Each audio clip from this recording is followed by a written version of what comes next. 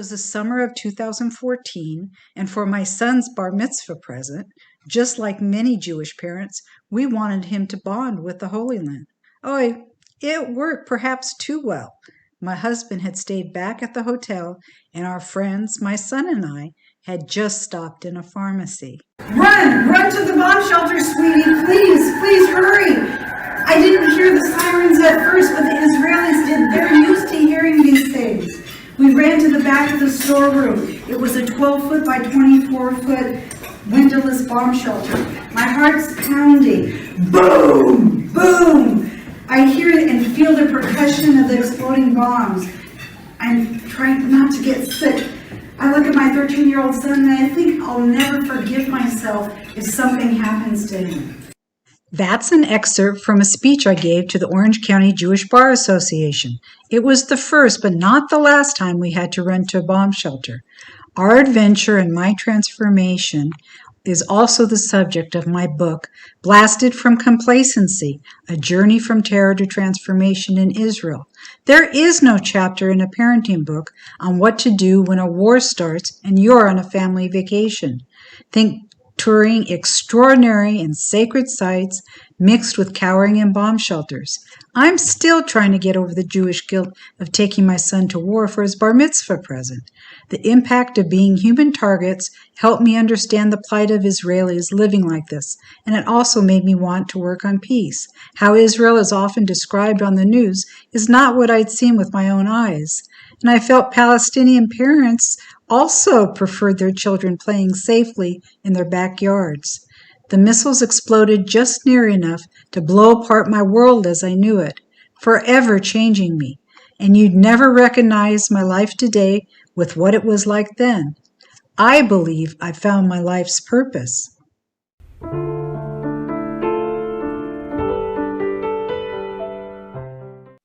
Hello, I'm Penny S.T., and I'm the host of Peace with Penny. Today we'll continue our discussion about the Eastern Mediterranean International School in Israel, or EMIS, with two of their students, one Jewish Israeli and a Muslim Palestinian. EMIS is the high school that brings together Israeli Jews and Arabs, Palestinians, and international high school students from across national and cultural divides for a life-changing educational experience. Today, we won't be using the students' real names, and we also don't intend to show their faces during the interview, but we will hear their answers to our questions. Why? In what we hope is an overabundance of caution, the fact remains that due to potential anti-normalization dangers and with Uvalde fresh on our hearts and minds, we wanted these courageous teens to be and feel safe. As they begin to bury the Uvalde innocence, our prayers go out to their families and friends. May their memories be a blessing. Our 2022 reality is dire, and what remains to be seen is, will we do something about it? It is such an honor to speak to the next generation that will hopefully fix this Middle East mess we've left them. Speaking with the students leading up to our interview was inspiring, and if other students are as impassioned to improve their reality, we're in great hands. Having the opportunity to hear what it's like to go to high school with the other, as well as the impact of living with people from so many different cultures and the influence it's had on them personally, was a lesson in remaining open to new experiences, truly listening, confronting their own perceptions, and ultimately transformation. Admittedly, it made me want to be a teenager again and share some of the experiences they've had. What a unique opportunity filled with growth and possibility. The school's motto, the School for Change, fits their experience in many different ways. A nonprofit founded in 2014, EMIS is home to 190 students. 20% are Israeli Jews and Arab, 20% come from Arab and Muslim nations, and 60% hail from 40 other countries around the world. Each brings their own identity and perspective, and together they weave a colorful tapestry that welcomes difference while finding common ground. Students live and learn together for 2 years in a vibrant community that celebrates pluralism, nurtures entrepreneurship, and fosters outstanding academic skills. EMIS offers students several academic tracks to pave their way to the best of higher education. Their academic curriculum follows the International Baccalaureate Diploma Program. The social and educational EMIS experience teaches diversity, dialogue, and the value of peace. EMIS also teaches respect for the environment and promotes sustainability as a way of life. So let's get started. Welcome, Yonatan and Dana. Hello. Hi. Hi. Dana, and I should say that Dana is Palestinian and a girl, and that Yonatan is a boy and is our Israeli student. Speaking of the events of last week, to get an interesting perspective, I just wanted to spend a little time asking you what you thought about Uvalde. Yonatan, let's start with you. What did you think about what happened in Texas at the high school? First of all, I think that obviously it's terrible. I think every parent that sends their children to a high school shouldn't be expecting or afraid or shouldn't be afraid from something like this. And I think it shows what a problem the United States have with gun control, and how the laws are not restricting enough people's ability to buy guns. And I think it's absurd that people can buy guns with much less problem and go through much less trouble than to do other stuff like abortion or many other stuff that should be much easier than buying guns. How about you, Dana? I definitely agree with Jonathan. It's like truly tragical to hear those type of news. And I mean, this is not something new to the US.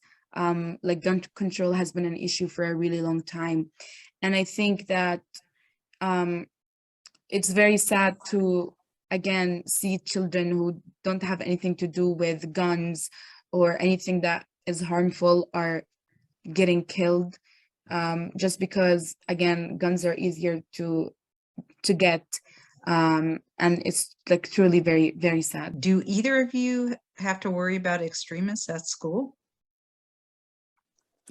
Here, no, we don't have to worry about anything like this. Also, gun control in Israel is much more restricting than in the United States, and therefore we see much less cases of mass shootings than what we see in the United States. Yeah, I mean, like, dangerous things may happen. Like, I mean, they could happen anywhere, but it will never, I don't know, like it never reach the scale of the things that are happening in the US right now. Yeah, it's very unfortunate that it is the case. But anyway, let's talk about something much happier. How would you describe EMIS, Yonatan? I think EMIS is a school that gives you a unique opportunity to meet a lot of people from a lot of different places, and especially for me as an Israeli, to meet Palestinians is probably a once in a lifetime opportunity. And I think just by putting us in the same place and showing us who the other side, and also people from other cultures, who they really are, it allows us to learn a lot. It's a little bit confusing to me in that, and I think to other people, because Israelis and Palestinians live, next to each other. However, I understand that they don't necessarily associate with one another. Did you care to comment on that? Yes, like technically we do live close to each other. There's also Palestinians in Israel, Arab Israelis, Mhm, and we do, it's not like we never see the other side, mhm. but I don't think we get the opportunity to actually talk to the other side the same way we get here. How about you, Dana? I really like, I think EMIS is a very, very unique place. And I really consider it my second home because all of my friends here are here, and all of the people that are like helping me through my journey are also here. I think it's very nice because we learn a lot. Like every day we learn new things that will help us in our future. And not only academic things, I'm talking about life things that we learn through situations that we're put in, through relationships, through problems. And I think I would never be able to learn those lessons unless I'm in such a unique community. Now, you've actually had an extra year there. You have been Yeah, there since 10th grade, right? yeah, yeah, And your home is Ramallah, correct? yes. Can you tell us a little bit about what life at home is like? Um, I mean, I live in a I live in Ramallah, so I feel like Ramallah is less politically involved than other cities in Palestine. Um, but other than that, like I don't know, my life was kind of like I would say comfortable, other than like of course freedom of movement and like trying to get to other places is a bit more complicated. Um, but other than that, like I think it was like it was good. It was just less challenging than how MS is right now because I've never like lived in a community where like there's a lot of Israelis around me, Mhm. and I feel like being here is really like building my personality, like much more stronger than it was. How about you, Jonathan? Where do you live and what's it like there? I live in Tel Aviv, um, and for me, my life are pretty much the same as the life of any anyone that lives in the United States or in Europe or actually in every developed country. Um, yes, my life are not very much different than anyone else's. I don't live the conflict the same way Dana does, and the conflict is not a part of my daily life. Um, and yes, being here in EMIS really, it helps you to, like, as Dana said, build your personality and grow in a way that I don't think I'd be able to get if I stayed uh, back home in my normal public school. Yeah. So Emmis is a boarding school, but uh, the international students obviously can't go home on the weekends, but you both live close enough to have that opportunity. I'm Yeah. wondering, Dana, if you could describe though, what is it like getting to and from school? Getting what? Getting to and from Oh, school. um, I mean, like going back home is not as complicated because when you enter the West Bank from like the Israeli territory, you don't really have to go through a checkpoint. But when I want to leave the West Bank, I have to. And it's kind of like, I mean, I feel like the checkpoints are the one thing in my life that I will never be able to get used to. Like I go through other tough things in my life, but I tend to like, I usually get used to them and be like, this is what it is. Like, um, it's fine. But with checkpoints, it's a very intense when you go through them because I feel like anything that I might do will be perceived as like something threatening and anything might happen to me. They're very dangerous. They're very dangerous places and anything could happen at any time. And like every time I come back to the school, after I come back like from going through the checkpoints, I like ask myself like, why do I have to go through all of this in order to come and make peace here while I'm going through all of those checkpoints and all of those things? So it really makes me question a lot of things. So do you ever take it further and ask I mean, obviously, because of the number of terror attacks, et cetera, there, even in the US, when we, go to the airport or wherever, we also get checked. Do you ever think about whether or not that makes sense? If you were in that position, how would you handle, wanting people to be safe? I mean, it's not only about the idea of the checkpoint, it's also about the way that the soldiers on the checkpoints treat Palestinians. That's the main thing that bothers me, not the checkpoint itself, but the way that Palestinians are being treated on checkpoints. What's that And like? I mean, they treat you in a way that you're basically less valuable and less important than they are, and they would have this attitude of like just basically being like purely like rude to the person in front of them. And they wouldn't mind screaming at people. They wouldn't mind just deciding not to let people enter, even though they have the permanent and like they have the permit and everything. A lot of situations happen on the checkpoint. Have you had that happen before to you?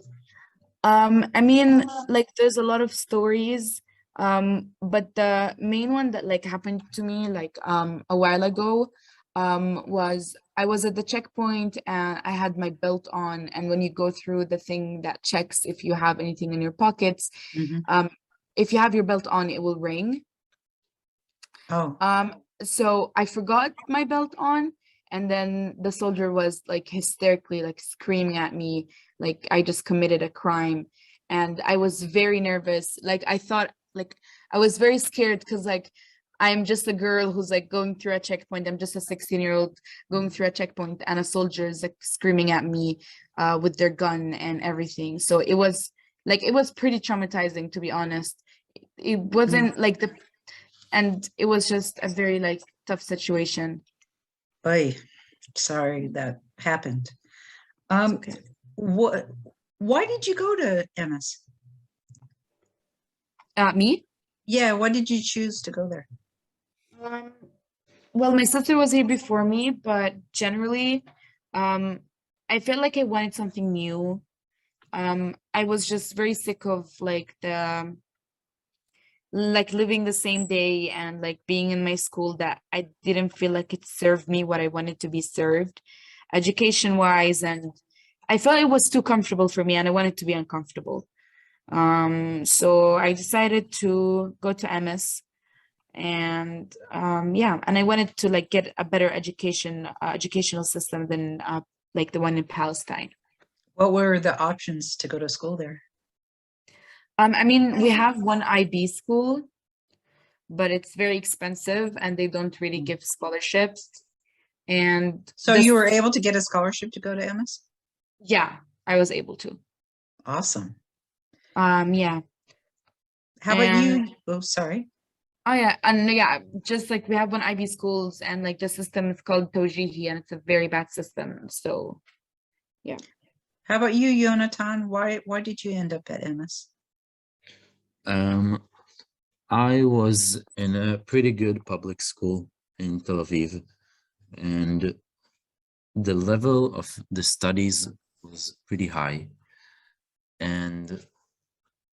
But I still felt like eventually I'm going to school and I'm bored, and the school is not interesting enough. The people there, I love them, they were my friends, but I really wanted to try a new experience. And I think I very quickly I understood that inside the Israeli education system, I won't be able to find anything new or better than my previous school. So once you start looking outside of the system, there's not many options. And yeah, and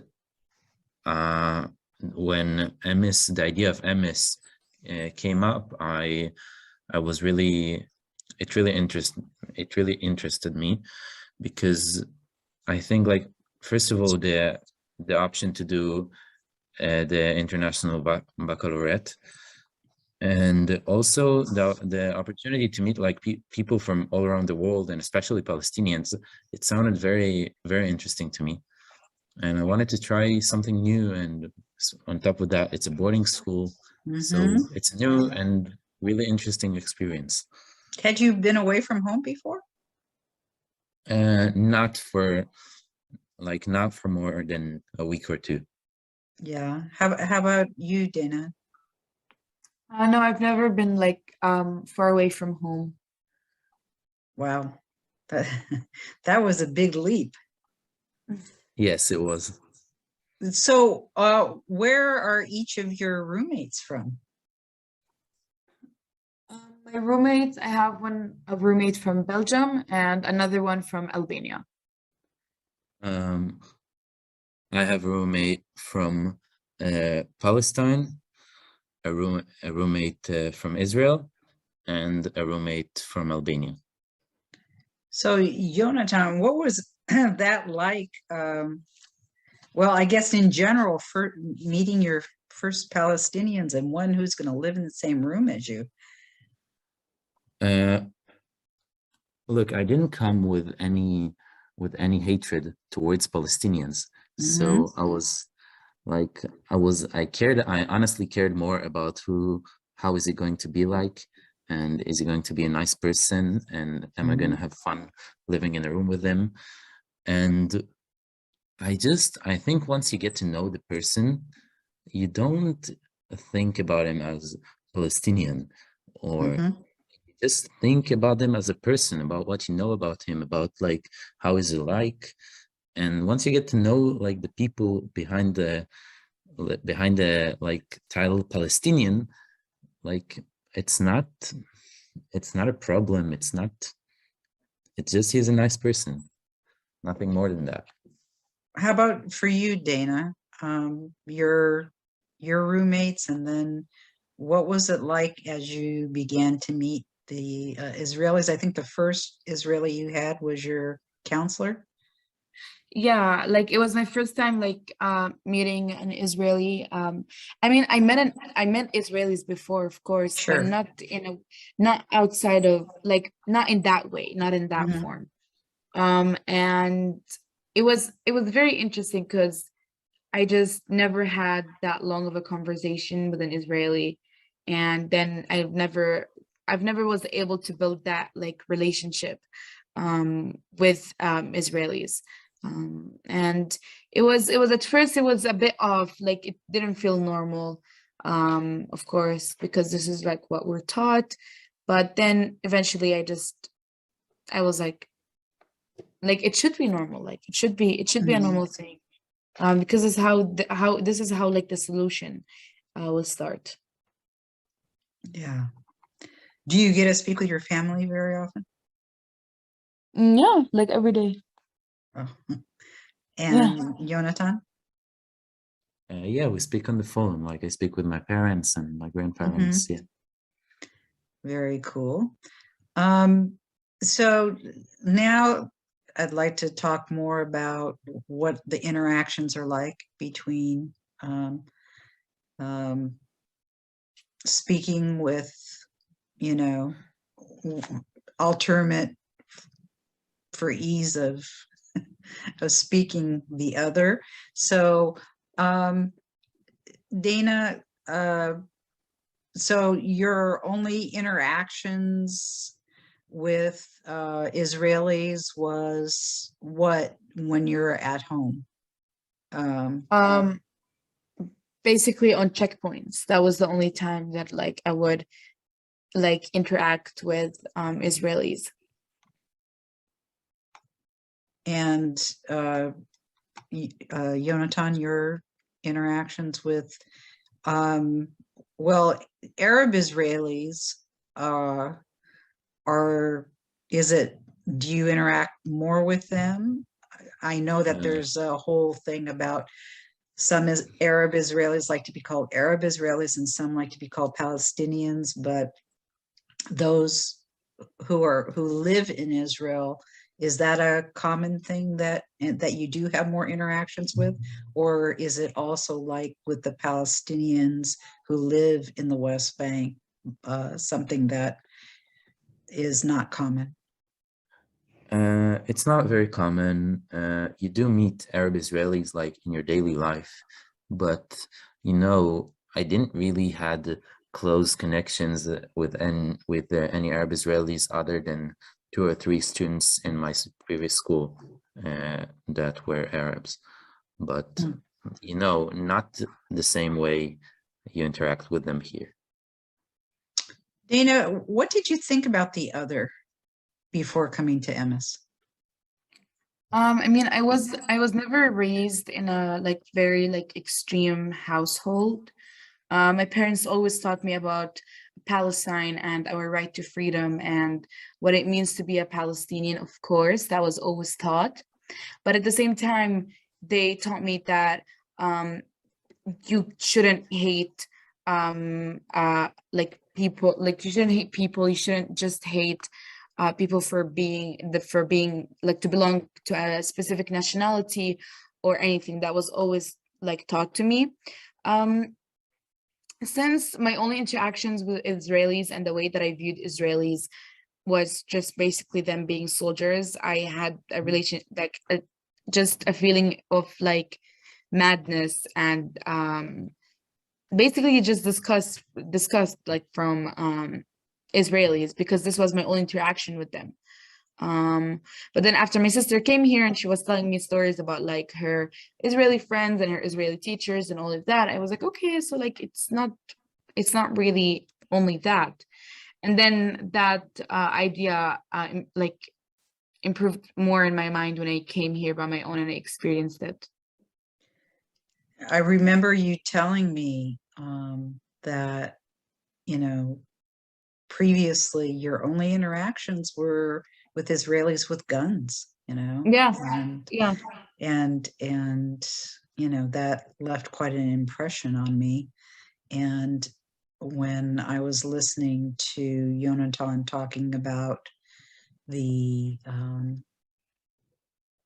controls in Israel of guns previously, and just a few minutes ago, when the world Israel is portrayed as this, everything's military and guns and machine guns and so on, there's this different perception. And I remember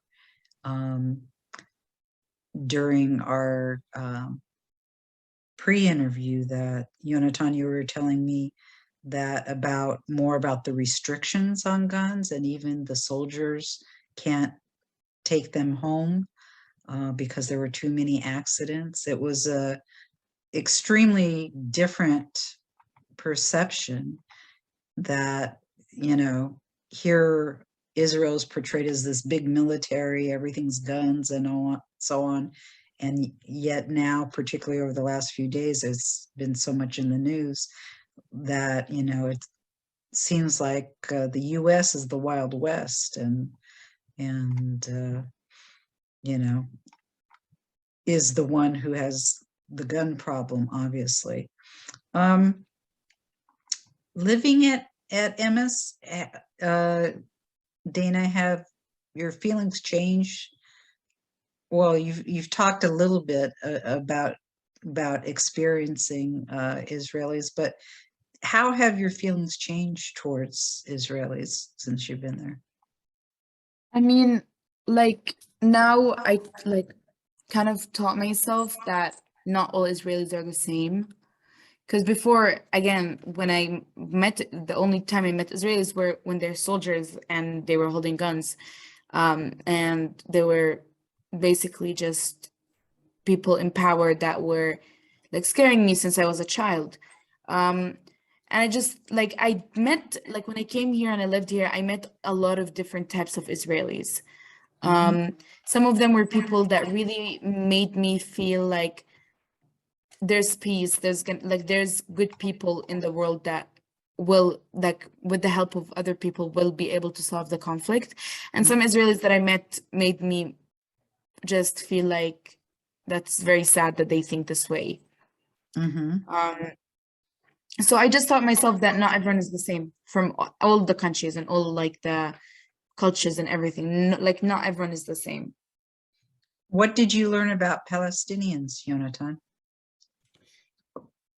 Well, I learned it, I think I grew up in a house where like I was taught never to hate anyone, also like based on where they come from or what's their nationality. And for me, I think the most interesting thing that I learned was like how different like the Palestinians and Israelis, how differently we see the same things, how the way like each of us here in their own media sources, how it shapes their opinions, and how like I read about a certain I get a news flash and Dana shows me the same news flash that she got from a Palestinian source. And once you start to see how everything is told differently there, you start to understand how like you're not surprised anymore by the fact the other side sometimes don't understand you and you don't understand the other side. Yeah, it's I think everyone's learning that, we can't just accept what we hear in the news because it's so skewed to however the news, what their beliefs are. How did you begin to have your interactions at school with the other? Did you just with your social guides who are like your counselors, with how did you get introduced to one another, or is it just whoever showed up in your class? And Yeah, exactly. Like I think the people who come here don't have any hatred towards the other side. The people who choose to come here know what they're going into and are pretty open-minded. So I think like for us, I think both for Israelis and Palestinians, it was pretty much like meeting, like when you meet people in person, it's pretty much like meeting every other person from every other country. Of course, there's also the political side, but it's at first you don't do the connection between the like political side and the personal side and who the person is. And like eventually I know here that even the Israelis with the more right-wing opinions and the Palestinians with the more anti-Israel or less supportive of Israel, who has those opinions, eventually they also befriend, and no one hates another person because of their opinions, and also no one has very, very extremist opinions that would make other people hate them. Yeah, like getting to know each other and talking with each other was very spontaneous, just like how everyone met everyone else. And like it's very important like for me to like talk about the fact that we don't agree with each other on a lot of things. Like Israelis and Palestinians, we don't agree on a lot of things. Same with Palestinians and Israelis. Like our political opinions are very, very different. But here at EMIS, you learn that if you don't politically agree with someone else, that doesn't mean that you have to hate them or not talk to them. Yeah. Great. What's it like going to school with kids from all over the world? Very cool. It's very interesting. Like you get to learn things that there's no way you would have learned in your normal school, and Like what?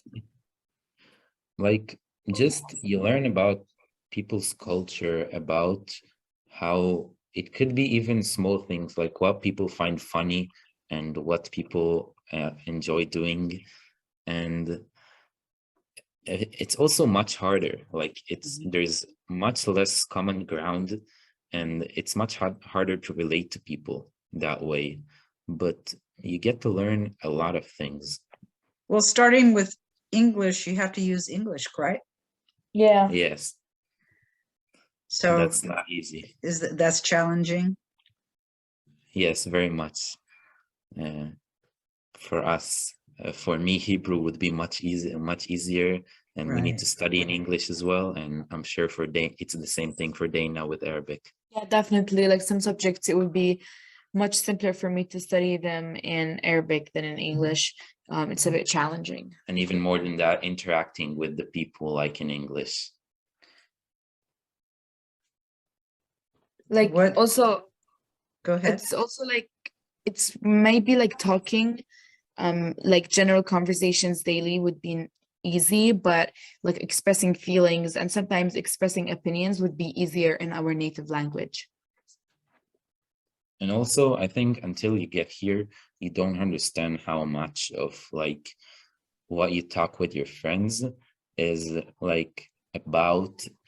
It's not necessarily about, but it very much involves your culture. And like I think here it's also much easier at least at the beginning for people to relate and befriend people from their own country, because that's something familiar that you know. Mm-hmm. But eventually you pass that barrier. Yeah. So is it then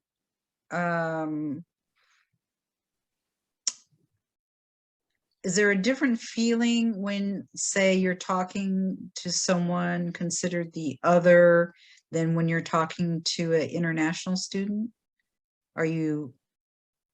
Is there any more or less comfort, or they're just different types of challenges?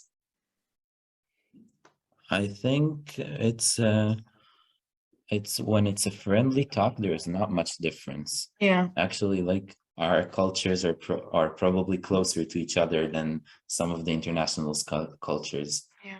So that's not. Oh, interesting. So it can be Go. actually even easier when you're talking to somebody considered the other than it is when you're talking to an international student.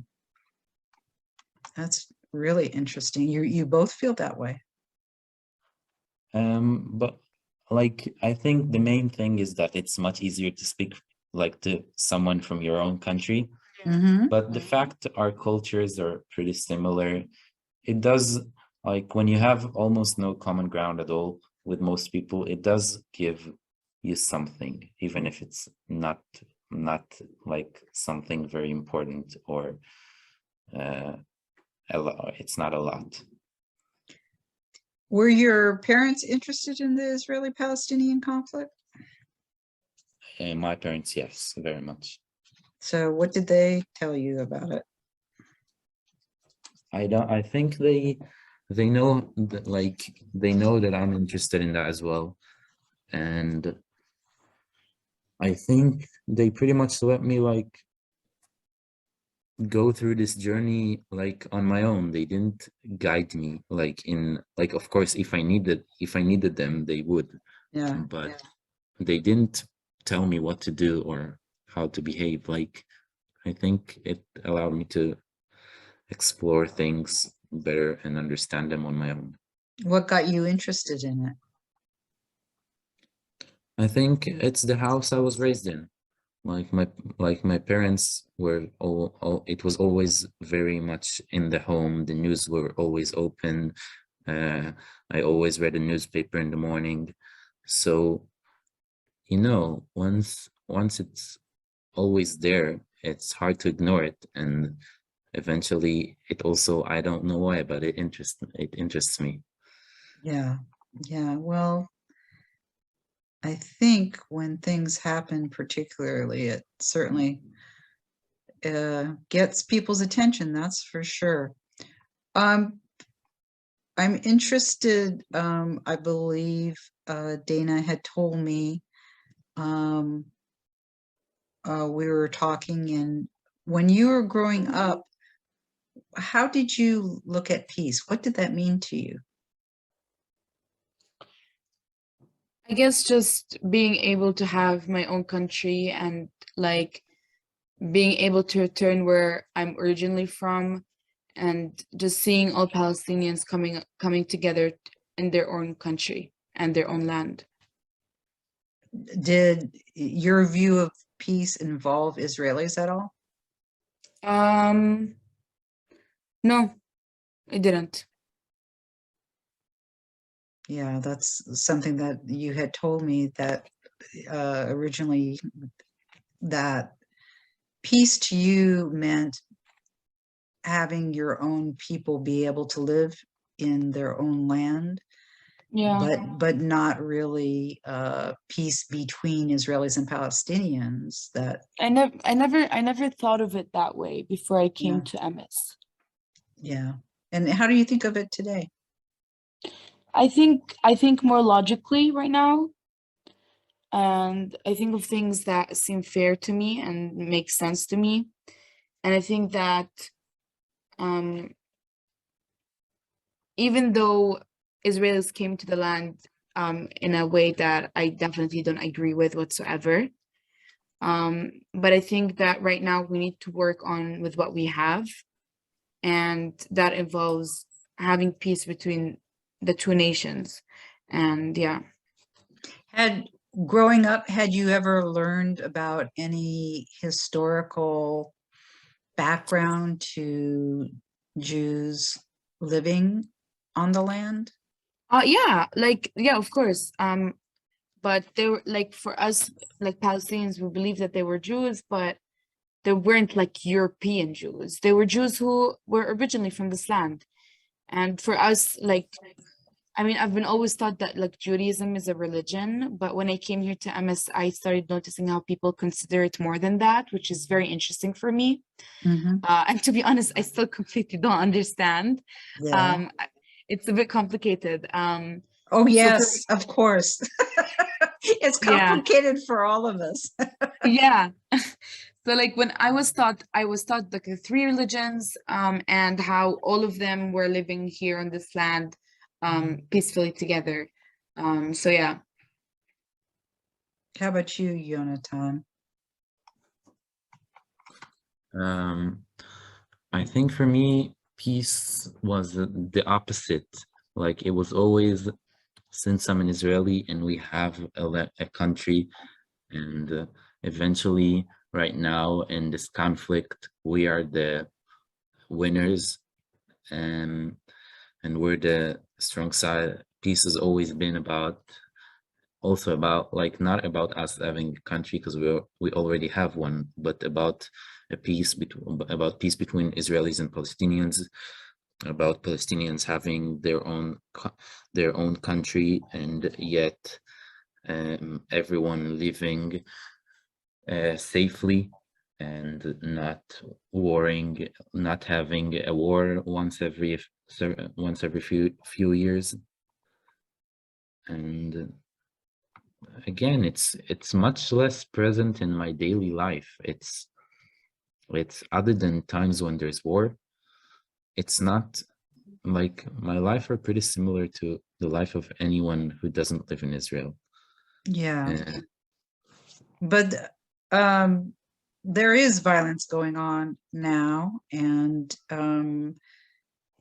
there certainly was in May of, but I think Dana was there because she, in 10th grade, she was there during the May 2021 violence. Yeah. When there's violence, how does that impact you at school? What do you mean? Like, What happens at school? Do you are there I'm different restrictions, yeah, of course. Of course, such as? because the school holds a big responsibility upon the students that live here, and they always try to keep us safe. So when those type of things were happening, we were not allowed to go out of our campus. Yeah, basically we had to stay on campus because anything could happen at any second, and they didn't want to risk it. And did you experience when the Palestinian missiles came to, did you have to go to the bomb shelters? Yeah. And was that a different experience than when you were at home? I And mean, at home, like I live in the West Bank, I live in Ramallah, so Ramallah was never like we never experienced missiles there. They're only experienced in Gaza. When Israel sends missiles to Palestine, like to Gaza, and Hamas's like missiles when they were sent here, it was different because it's my first time experiencing such thing. Yeah, And I it don't know. only took once for me. I didn't want Yeah. any part of it. Yeah, it was honestly, to be honest, I don't really remember that much of it. Like Really? now that I'm thinking about it, like I don't remember that much, but it was scary. I remember like everyone was very scared and it was concerning. It was a lot of people's like first experiences, so we didn't really know. And even like people who like this is not their first time, they were also scared because it's very scary. Yeah. And yeah, it was a bit confusing, I remember, because I wasn't at home because usually I hear about this in the news. I'm not actually experiencing it. So it's scary and interesting. Yeah.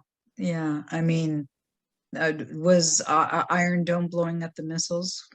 Yeah, like I don't remember like any big event happened. Yeah. Even, as I often say, when if the missile, Iron Dome was blowing up the missiles where we were, we could definitely still feel the percussion on your skin, even if it was up in the air. And it was nothing that I cared to experience, I'll tell you that much. Yeah. Yeah. It made Yes. a lasting impression. Have you also been around when there have been missile attacks, Jonathan? Yes, I have both in 2014 and last May. And I think it's, first of all, like, I remember 2014 as a little kid, it was very scary.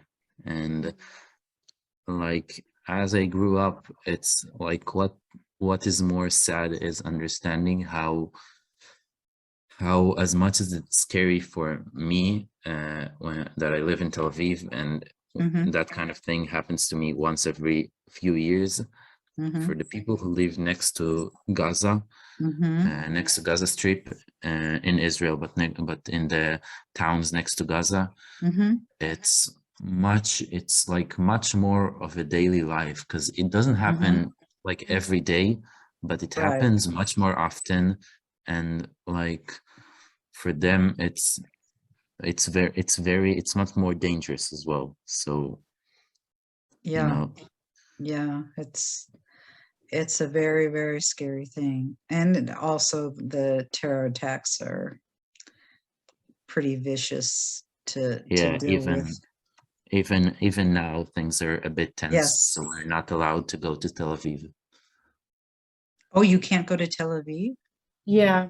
We can go like to places that are very close to campus, but not to Tel Aviv. So you're not allowed to go back home on the weekend? No, on the weekend we're allowed to, but like just go out with friends, Just socially? that we're not allowed. So how does that work? Do you just go anyway on the weekend to go back home, or do your parents come get you? Or Yeah, when it was really tense, then they allowed us to go out only when our parents, if our parents came and got us, which Mhm. I think there were a few weeks when it meant Palestinians couldn't go out, Mhm. um, or anyone who lives very far. But after these weeks passed, they allowed us to go home, but to go out, but just if it's like in order to go home. So when you go home, how do you get there? I mean, like when it's normal, not now, but For me now is now is like pretty normal. It's still a bit tense, but like it's normal enough for me to go like as usual, to take I take a bus, and how long within does an it hour. take? An hour? Yeah. And how about you, Dana? What's the process for you to get to school? You also take a bus, right? Yeah, so I take a bus to the train station, then from the train station to another train, and then from the train to another bus, and then to another bus, and then I get home. How long does that take? I mean, it depends on the traffic, of course, but the most time I've spent was like 4 hours. That was the maximum. Oh my gosh. But what Sometimes I what get lucky with like 3 hours. on normal? Normal, like I get lucky with like maybe 3 hours, Oy, three-ish. oy. Yeah. And this you're all doing by yourself? Sometimes it depends. Sometimes I would go by my own, and sometimes it would be with my other Palestinian friends who live in Mm. Ramallah or like in Nablus. We would go together. And you're going the majority of time through Israeli towns or Palestinian? What do you mean? I mean, I'm wondering who you're interfacing with as you're making it to Ramallah. Are they generally Israelis, both Israelis and Palestinians? What? I mean, it depends on the area. I mean, when I'm in my way, it's gonna be more Israelis, but when I reach Jerusalem, for example, it's gonna be a mix of both. It depends. I remember you telling me that your mom tells you not to speak Arabic. Yeah, like I try to avoid speaking Arabic in public as much as I can, just to avoid problems. Have Because you like gotten into problems before because of that? I mean, yeah, like a couple of weeks ago, maybe like 1 week ago, or like maybe 2 weeks ago, I was at the gas station next to my school, and me and my friends who are Palestinians, we were speaking in Arabic, and then a policeman came to us, and he pointed at us, and he spoke in Hebrew, and he said to his other policeman friend, they're Arabs, so let's just give them a ticket for not wearing masks, even though masks are not mandatory in Israel right now. Outside or inside, you don't have to wear masks. So And how then, could they give you a ticket for that if they're not mandatory? I mean, they stated the reason. They said they're Arabs. Let's give them a ticket No, for not no, wearing. I understand that, but how do you get a ticket for something that's not against the law? I mean, I'm really not sure what they were planning to do eventually, but that's what they said. Mm. And I mean, before that, I didn't really speak Arabic, but then I sometimes it's just naturally comes when you're with people who speak your language, you know. And Um, how did you know what they were saying? You don't speak Hebrew, do you? no, I don't speak Hebrew, but my other friends who live here who are Palestinians, they speak Hebrew fluently.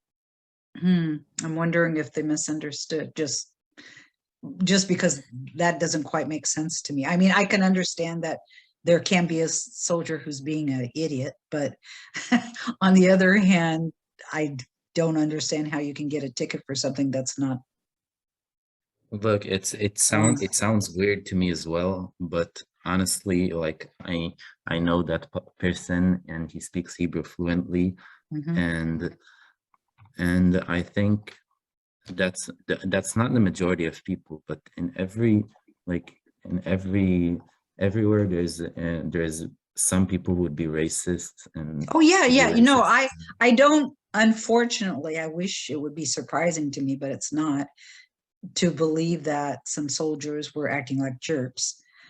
However, the exact wording isn't quite making sense to me, or therefore I kind of wonder about the interpretation of what was being said, just because how do you give a ticket for something that's not illegal to Uh, do? You know, that's the when part you that I don't understand. But when you know you it's know, easier for people to pay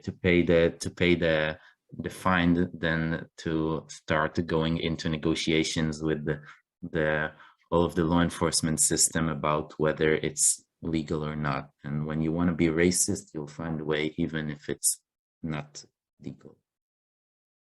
you mean even if it's legal? Even if it's not according to what the law says. Yeah, yeah. Again, I'm having a problem. How do you give a ticket? Tickets are for things that are not supposed to happen. But if something's allowed to happen, how can you within the system give a ticket for it? It doesn't make sense. That's the part that I'm, anyway, neither here nor there. None of us were there. Understood exactly what was going on. Bottom line, he probably was acting like a jerk, unfortunately. And that kind of stuff, unfortunately, does happen. I wanted to talk about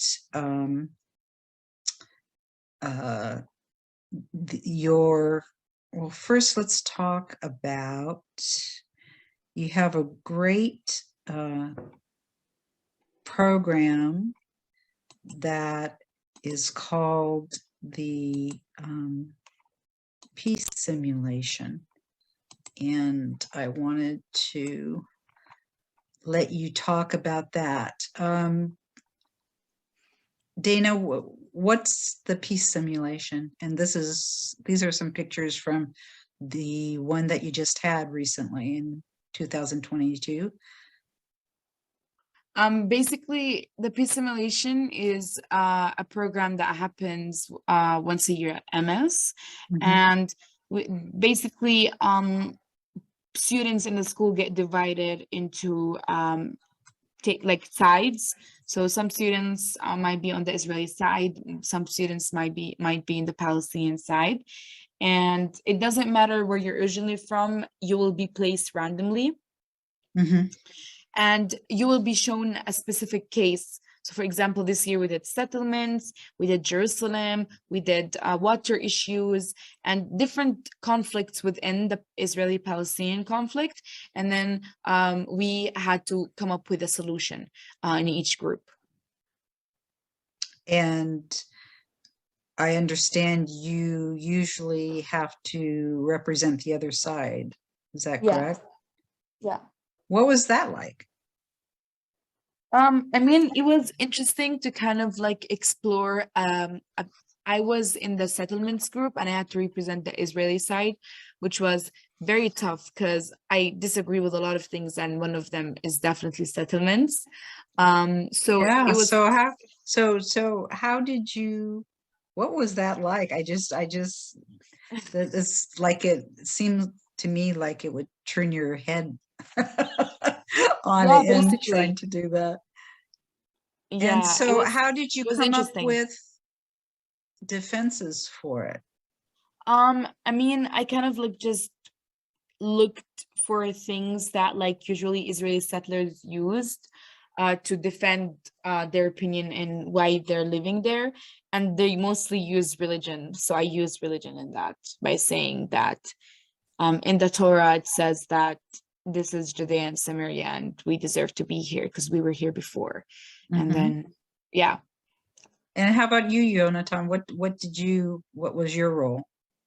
I was on the Palestinian side. I was also in the settlements group, and for me, I think it was much easier than it was for Dana, because I also disagree with the concepts of the settlements, and therefore I was actually in my own opinion, but like even when it's like this, it's still not easy to like go against your country, and it's not easy to completely like it's not easy to completely go and support the other side, even when you disagree about some of their opinions. Even when in this case I agreed with most of what the Palestinians say about the settlements. So what do you think about settlements? I think they're not good at all. They hurt the chances of peace, and I wish they weren't. I wish they didn't exist. But we, at the same time, we gotta. Although I dislike it, that right now we gotta make peace with the fact that this is the situation, and maybe small settlements will be evacuated if there will ever be peace, but the big settlements will never be evacuated. So I'm sorry. That's today's situation. Dana, by taking the settler side and about Judea and Samaria and going through the process, did it change any of your opinions at all? No, never. Did you did it provide any more understanding? No, I mean, like, there's some specific things in the conflict that, like, I will never be able to understand, I think. And I feel like settlements and the army are one of them. So I was like, I don't know, even though like I was defending the Israeli side and I was speaking, and I know that none of my arguments were actually like that good because I couldn't find a good justification for settlements. So no. So talking about another conflict of where things kind of got turned on their head for you, was, when you had to go to shelters because of the Hamas sending missiles. Yeah. How did you feel about that? I mean, like, I didn't have that much. I've been always against what Hamas is doing, so it wasn't like a thing where like I was, okay, this is like new to me, I'm against this. It was a bit confusing, because they're like, as much as I disagree with them and I don't support this political party, they are still my people. So I kind of like felt like I don't want people in the school to think that this is what all Palestinians believe in, because that's not true. That was the most thing that was stressing me out. Yeah. So what did you think about, now these are missiles coming toward you who could hurt you personally. Yeah. What did you think about that? I mean, of course, Hamas, they're not doing it like on purpose because they know there's Palestinians there. Of course not, but I mean, and they have their. I mean, I didn't really care, to be honest. Like, I what do didn't you mean think you about, didn't care? You didn't care like, about what? because I didn't really think about myself at that moment, because also people in Gaza were getting killed, and civilians were being harmed. So I thought it would be selfish of me, in a place of privilege where I have shelters and everything that could protect me, to be thinking of myself and what would happen to me. Because to be honest, like, the chances of something happening to me weren't even that high. Like, they didn't even cross my mind because of the shelters and the Iron Dome and all of those type of things. So my mind was 24/7 just thinking of the people of Gaza and what's happening to them right now, and the fact that they have no shelters and they don't have what I have right now. So you felt safe in Israel because of the protections of Iron Dome and the bomb shelters. Yeah. And, but in the reverse, did you or do you understand, in that moment, do you believe that Israel has a right to defend itself if they have missiles coming in against them? I mean, what do you mean by defend themselves? By what? By harming other Palestinians? Of course not. By defending themselves, by just defending their people, of course, all countries have the right to defend themselves. That's not even a question.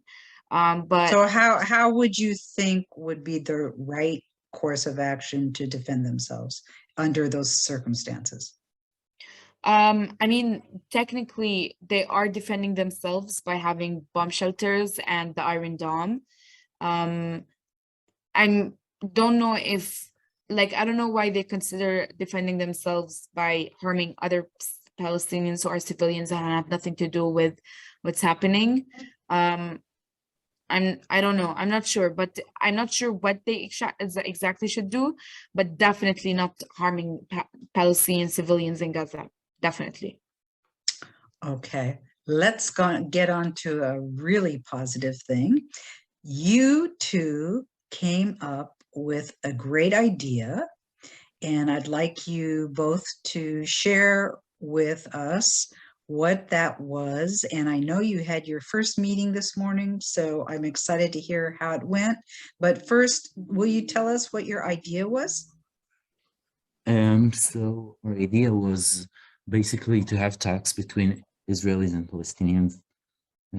We felt that in our daily life, we don't talk about the conflict enough. Like eventually we came here to a school with the other side, and we thought that if we left this place without understanding better what the other side thinks, and having like without actually having to open our minds, it would be a huge miss.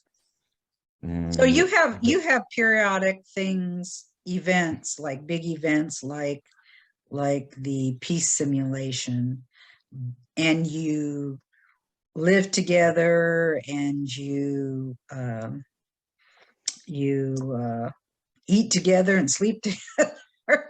But in your day-to-day life, you don't talk usually about the conflict, correct? First of all, about the big events, those are events in which we are like, we do talk about it, but once those are like only one-time things, Mm-hmm. It loses, I think, a lot of its meaning, because there is no consistency there. There is no, like, you can't get into any real depth. And of course, the fact that there are internationals there who don't know, or both, like, first of all, they're there, which makes it a bit of a fight over the heart of the internationals. And also the fact that they don't know, most of them don't know anything about the conflict, makes it a bit hard to have a knowledgeable discussion. So there's not any preparation given? There are, but still, I think even if there are, before there, we had a few lectures, but still, from someone who for someone who has no knowledge at all about the conflict, even if you hear 5 or 6 lectures, it's a lot to process, and I don't think like people actually understand that. Mm-hmm. And like some people also, that they're not very interested about the Israeli-Palestinian conflict. Mm-hmm. So what was your plan of what you did? What did you come up with?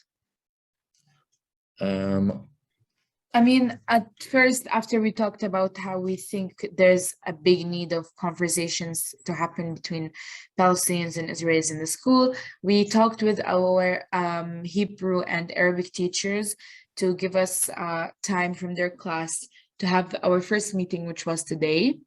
Yeah. Yes, and we consulted with them and with the principal, Mm-hmm. and we came up with the idea of having some sort of discussions about 1 hour long each. That what we basically do is try to get the people to talk about the conflict. It's really as simple as that. And these are Today, just Israelis and Palestinians, correct? just Israelis and Palestinians, because, like, to put it simply, we don't want internationals there, because then it would turn into a fight. Mm. Because each one wants to defend its side, Yeah. and that we won't go anywhere with like when the internationals are there. Yeah, exactly. And then we kind of like thought what would be the best topic to talk about in the first meeting, because Mhm. we kind of wanted it to be interesting so people would like to come again, but at the same time we didn't want it to be hard and like overwhelming because it was the Right. first meeting. So what did you talk about? So what we talked about, what we did is basically prepared 10 questions from like about a lot of things, ranging from what do you think about the two-state solution or other solutions? Where do you think was your side was wrong? And what question would you like to ask the other side that you've never understood? And like a few more questions. And Mhm. we gave people a few basic instructions to what we think is the way to have a respectful and respectful discussion, and discussion that will result positive consequences and understanding of each other, and not just arguing. And we basically just divided people into small groups, Mhm. two Palestinians and 3 Israelis in each group, and we let them talk. We let them take a question and talk about it. And we moved between the groups to help them at the beginning, but very like after a very short amount of time, people started talking about it. And for me, it was really amazing to see how Israelis and Palestinians can talk. And that's, I think, the first time I actually seen people talk about it and they were excited about it. And like when people are given the platform, I think it could really lead to good things and understanding. Yeah, definitely. It was very interesting to see because again, like we're so busy with our lives here that we forget Mhm. the reason why we came here. And seeing people that have known each other for almost a year talking about things that they never talked about was very nice to see. And I feel like people really enjoyed it and everyone was interested, even though it was 8 a.m. in the morning. People were actually like they sat together and they actually talked and discussed, and it was very nice. So that was early for you? I think it was. We were afraid that people will not cooperate, and it was very relieving to see how much like they cooperated and went into that. Yeah. That's fantastic. That sounds terrific. I wish I was a fly on the wall. So for your last question for each of you, do you believe that there'll ever be peace between Israelis and Palestinians?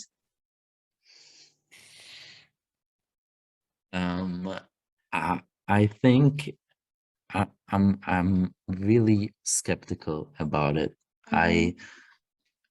I'm not sure it will ever happen, and I think like right now I know for sure about how the political situation in Israel is going. I think the country is only getting more right-wing, and people hatred towards Palestinian increases, and people are more racist.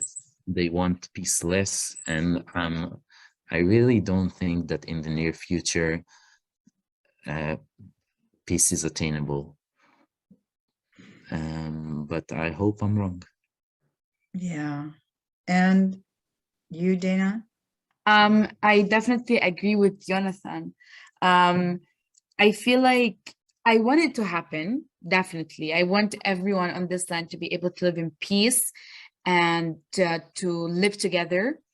Will it happen? That's the question. Every day I have a new opinion. With every events that are happening, I change my mind. I never have like a specific answer for this question, but I hope it happens, like, and like, at least we should try. Like, yeah, maybe it's not gonna happen for sure, but I don't want to be part of the people that it's not gonna happen, let's not try, let's just sit down and be part of it. Exactly. Yeah, I want to at least be part of the people that like tried to make change and make peace. Well, I certainly appreciate your attempt. And Thank you. as always, I think the most special thing is that what we learn from the next generation, and your thoughts are admirable, and keep up the fantastic work. It was music to my ears, definitely, to hear Thank you. what the two of you are trying to do. Thank you. So thank you so much for your time today, Jonathan and Dana. It was so interesting to get the perspective from young people of your generation about the prospects for peace. Unfortunately, you didn't have good news, but we're hoping the reality will change. As Dana said, from day to day, you never know what's going to happen. Yeah.